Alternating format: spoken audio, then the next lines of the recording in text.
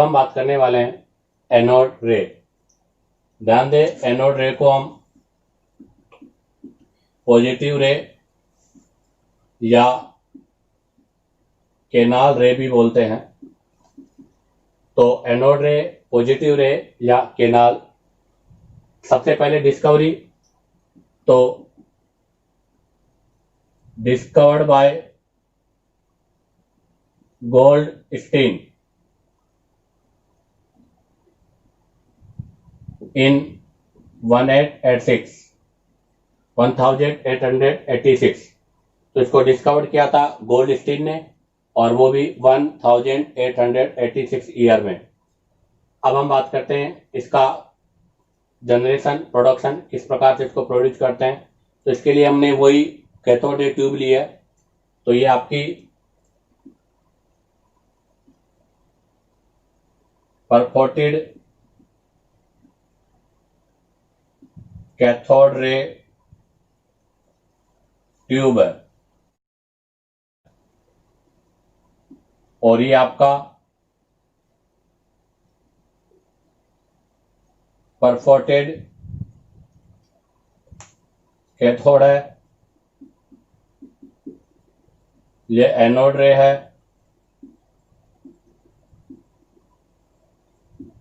ये cathode ray है। यहां पर हाई वोल्टेज है, और ये आपका 2 वैक्यूम पंप है।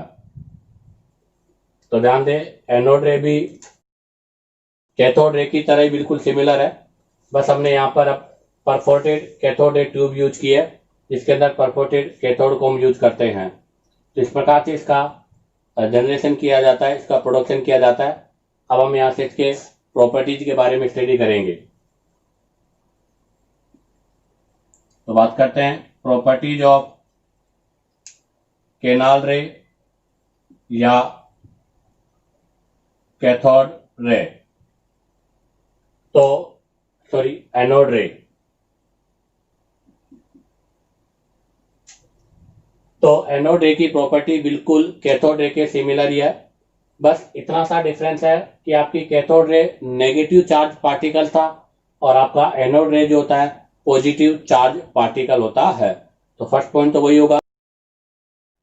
वहां पर फर्स्ट पॉइंट था कि आपकी कैथोड रे कैथोड से स्टार्ट होकर एनोड की ओर जाती है, जबकि ये एनोड से स्टार्ट होती है और कैथोड की ओर मूवमेंट करती है। तो देखिएगा फर्स्ट पॉइंट, एनोड रे start from anode and move towards cathode. तो ध्यान रखना, एनोड रे एनोड से स्टार्ट होकर कैथोड की ओर मूवमेंट करती है। सेकंड, ये भी स्ट्रेट लाइन में ही और फास्ट स्पीड से चलेगी जब आपकी कोई भी इलेक्ट्रिकल और मैग्नेटिक फील्ड नहीं होगा। तो सेकंड, एनोड रे travel in straight line in absence of electrical and magnetic field। अब हम बात करते हैं थर्ड, कि अगर मान लो इलेक्ट्रिकल और मैग्नेटिक फील्ड प्रेजेंट हो तो फिर ये किसकी तरह बिहेव करेगी। तो आपकी कैथोड रे तो बिहेव करती थी नेगेटिव चार्ज, और ये बिहेव करेगी पॉजिटिव चार्ज पार्टिकल्स की तरह। अब हम बात करते हैं थर्ड पॉइंट की।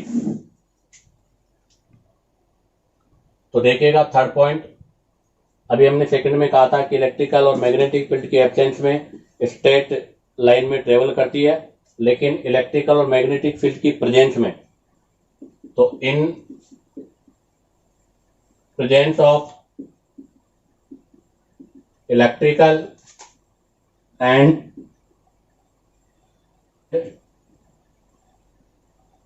magnetic field, anode rays behave similar to positively charged particles.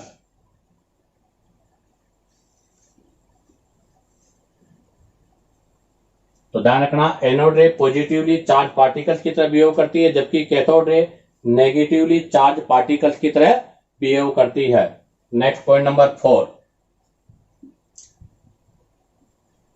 Anode ray consist of positively charge particles are called proton. तो ध्यान दें, कैथोड रे जो है वो तो नेगेटिव चार्ज पार्टिकल्स है जिसको इलेक्ट्रॉन बोलते हैं, जबकि आपकी एनोड रे है वो पॉजिटिवली चार्ज पार्टिकल्स है, उसे हम प्रोटॉन कहते हैं। अब बात करते हैं पॉइंट नंबर 5। तो 5 में देखिएगा, देयर E/m रेशो। ध्यान रखना, एनोड रे का इलेक्ट्रॉन और इसका चार्ज और मास का जो रेशो है या इसकी जो वैल्यू है, depend upon nature of gases या गैस टेकन इन ट्यूब। तो हमने पढ़ा था कि कैथोड रे है, उस कैथोड रे में जो कैथोड रे की नेचर है वो ट्यूब में भरी हुई गैस पर डिपेंड नहीं करती। बट ध्यान रखना, एनोड रे में एनोड रे का जो E/m रेशो या वैल्यू है, अर्थात चार्ज अपॉन मास का जो रेशो है, वो उसकी ट्यूब में भरी हुई गैस पर डिपेंड करती है। और अगर ट्यूब में भरी हुई गैस हाइड्रोजन हो तो इसकी जो वैल्यू होती है वो बहुत ही मैक्सिमम होती है। तो एग्जामिनर आपसे क्वेश्चन कर सकता है कि एनोड रे की E/m की वैल्यू मैक्सिमम कब होगी, जब हम गैस के रूप में किसको फिल करेंगे, हाइड्रोजन गैस को फिल करेंगे। तो इससे रिलेटेड एक पॉइंट और मैं लिख देता हूं, वो देखिएगा, it is maximum when gas present in the tube is hydrogen. अगर आपकी ट्यूब में गैस हाइड्रोजन है तो इसकी वैल्यू मैक्सिमम होगी। अब बात करते हैं इसके मास का। तो इसका जो पॉजिटिवली चार्ज मास है वो भी इसके अंदर जो गैस है उस गैस पर डिपेंड करता है। तो point number 6, E/m ratio of these rays are smaller than cathode ray. तो ध्यान रखना, एनोड रे का E/m का जो रेशो है वो हमेशा कैथोड रे से लेस होता है या कम होता है। अब हम इसके जो मास है उसकी डिपेंड नेचर को पढ़ते हैं। इसका जो मास है वो भी गैस की नेचर पर डिपेंड करता है। तो देखिएगा, 7 point, mass of positively charge particles depend upon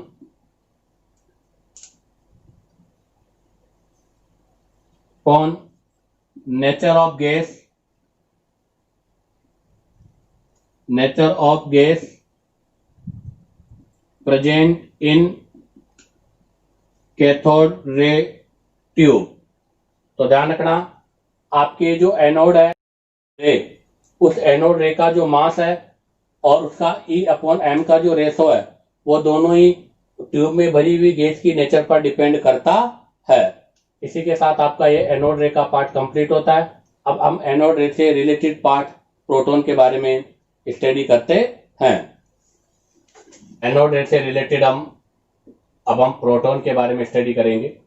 जैसे मैंने कहा था कि कैथोड रे इलेक्ट्रॉन का पार्ट है, वैसे एनोड रे प्रोटॉन का पार्ट है। तो प्रोटॉन को हम P से रिप्रेजेंट करते हैं। इसके अलावा H प्लस, जैसे 1H1, ये तीनों इसके सिंबल है। हम इनमें से किसी भी टाइप से इसको रिप्रेजेंट कर सकते हैं। इसको चाहे तो हम इस तरह से भी रिप्रेजेंट कर सकते हैं। तो ये प्रोटॉन को रिप्रेजेंट करने का तरीका है। सबसे पहले डिस्कवर्ड बाय गोल्डस्टीन इन 1919 में इसको डिस्कवर किया था। क्या क्या प्रॉपर्टीज है? बिल्कुल वही, it is the part of positive charge particles और it is the component of anode ray. तो देखिएगा, first it is positively charge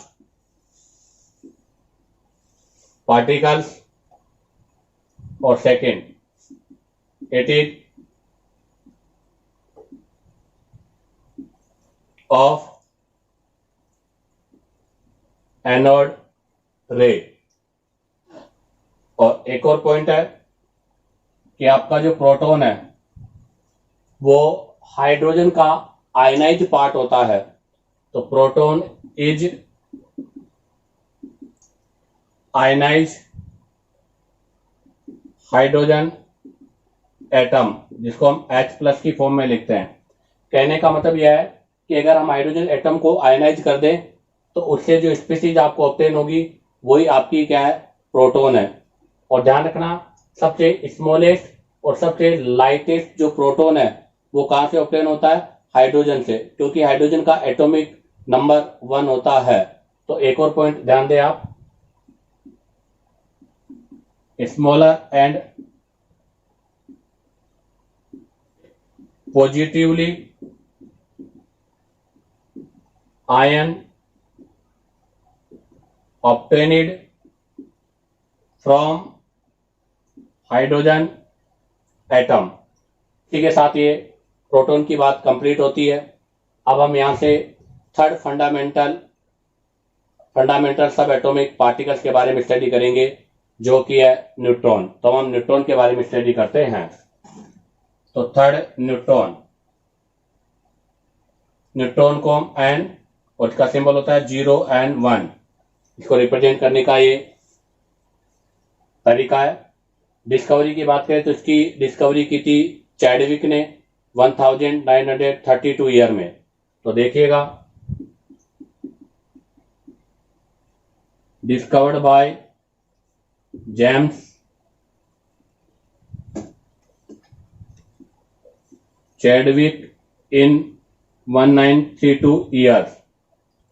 और उन्होंने इसकी जो डिस्कवरी की थी वो एक न्यूक्लियर रिएक्शन के वाया की थी, अर्थात उन्होंने बॉम्बार्ड किया था अल्फा पार्टिकल्स को बेरियम एटम के ऊपर। तो इन्होंने इसका प्रिपरेशन कैसे किया?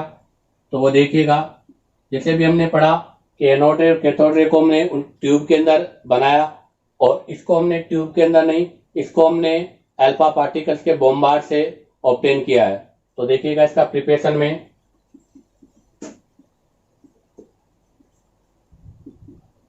bombarding a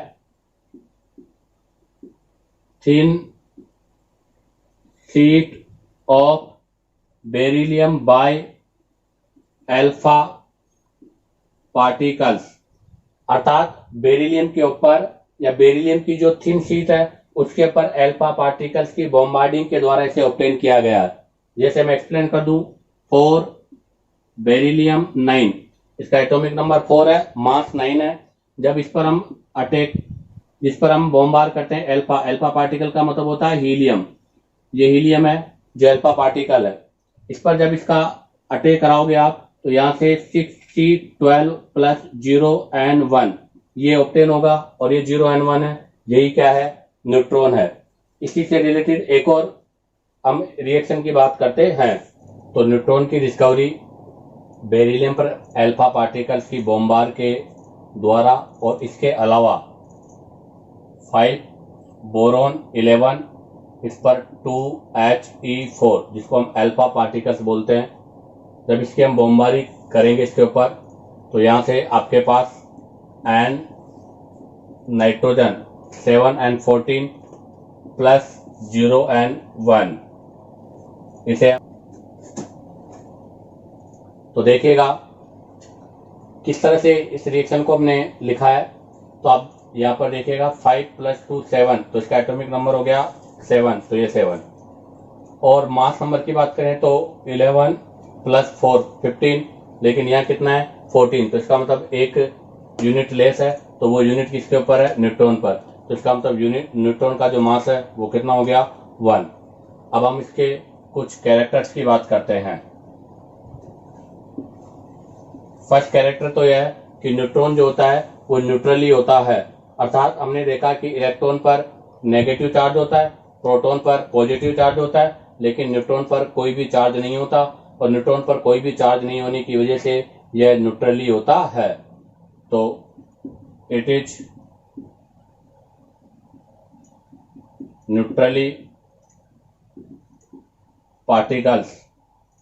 सेकेंड, और इसका इंपॉर्टेंट फैक्टर भी है, एग्जाम में यहाँ से क्वेश्चन आ सकता है कि न्यूट्रॉन की जो डिस्कवरी है वो चैडविक के द्वारा 1932 ईयर्स में की गई, अर्थात इसकी डिस्कवरी सबके बाद में हुई।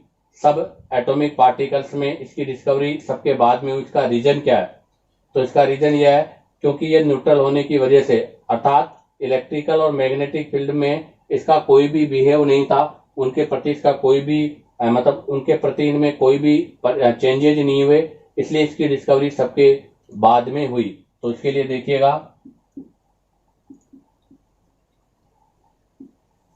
The reason for late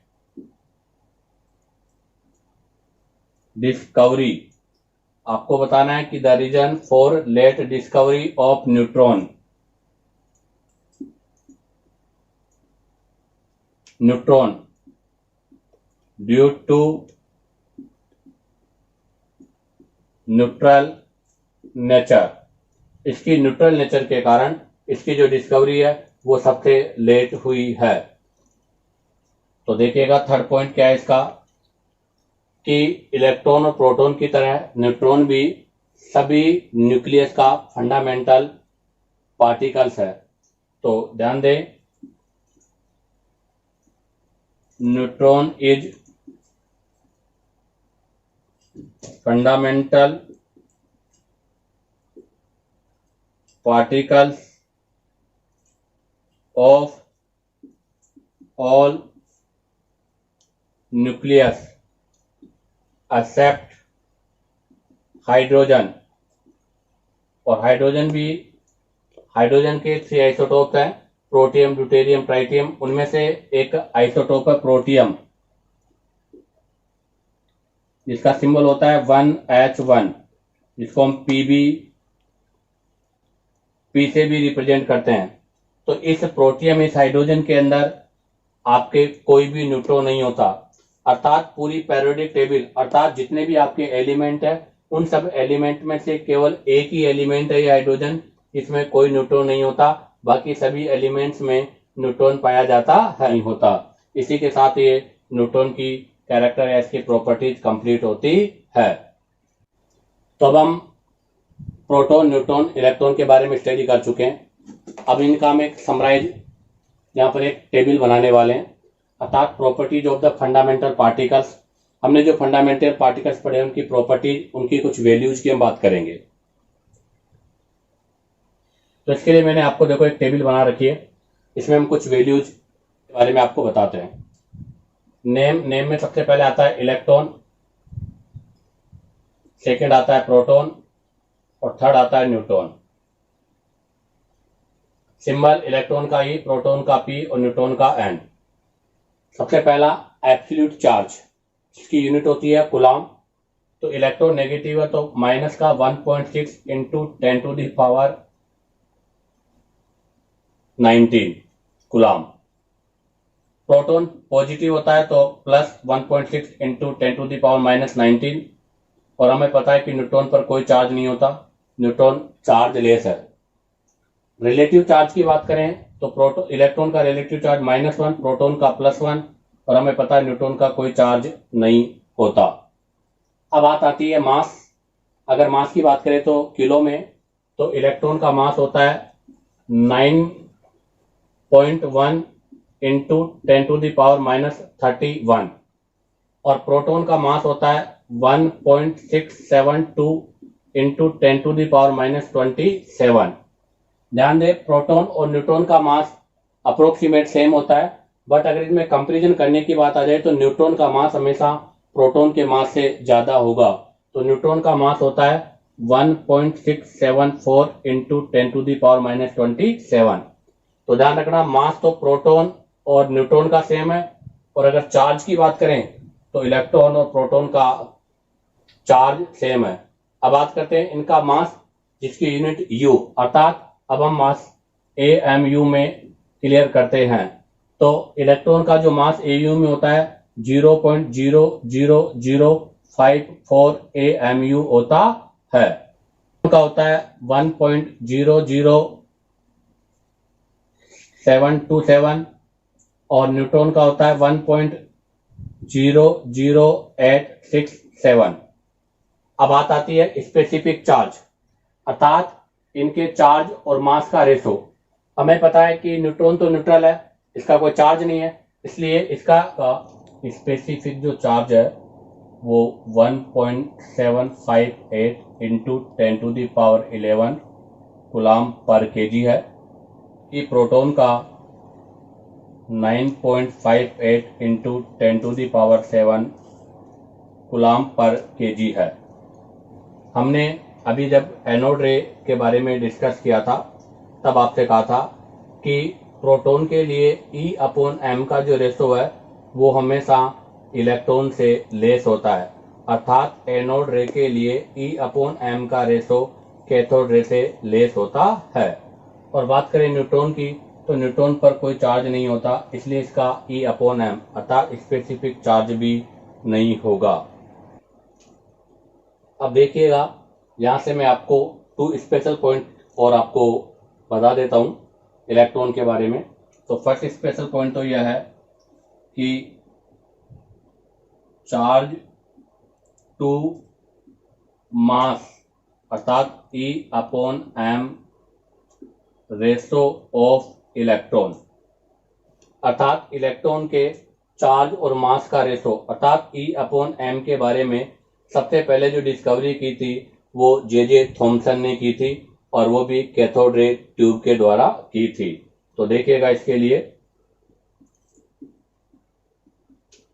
discovered by J.J. Thomson in 1897 by cathode ray tube. तो ध्यान रखना, अगर आपसे कभी एग्जाम में पूछ लिया जाए कि इलेक्ट्रॉन पर E/m अर्थात स्पेसिफिक चार्ज रेशो की जो डिस्कवरी है वो J.J. थॉमसन ने की थी, और वो भी कैथोड रे ट्यूब के द्वारा। और second, charge on electron, electron पर चार्ज, इलेक्ट्रॉन पर जो चार्ज है वो सबसे पहले जो है मिलीकन्स ने ऑयल ड्रॉप एक्सपेरिमेंट के द्वारा डिस्कवर किया था या आइडेंटिफाई किया था। तो चार्ज ऑन इलेक्ट्रॉन को by R.A. Millikan by oil drop